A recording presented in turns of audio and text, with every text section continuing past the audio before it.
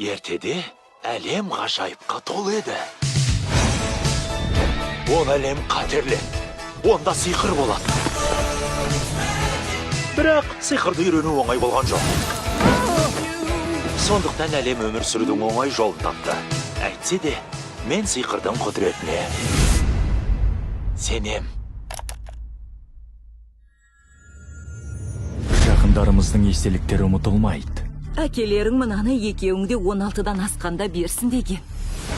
Бұл сиқыршының заты ғой. Әкем сиқыршы ма? Не? Оларды қайта көру үшін не істер едіңіз? Құлындарым Йен мен Барли. Мені бір күнге кері қайтаратын дұғаны табу үшін сендерді сапарға жіберемін. Ұлдарымның азамат болғанын көру үшін.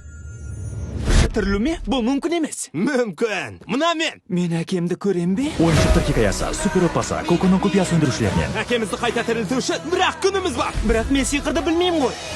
Саған жаттығу керек. Иегің жоғары, қолды көтер, талтайып тұр. Бүкірейме. Қорқпа. Мен қорқып тұрған жоқпын. Қорқпа. Қойшей! Барли? О жоқ. Сиқырға сен. Ертеде әлем ғажайыпқа толы еді. Неткен сүйкімді? Не дедің? О, жоқ. Өлдім дейме. Алға! Өзіңе сен. Бойымызда әлі де сиқыр қалды деп сенгім келеді. Бәріміздің. Бізге керегі сен жүріп өте алатындай сиқырлы көпір жасайтын дұға. Көпірдің бар екеніне сенсең, ол ғайыптан пайда болады. Сен өте аласың.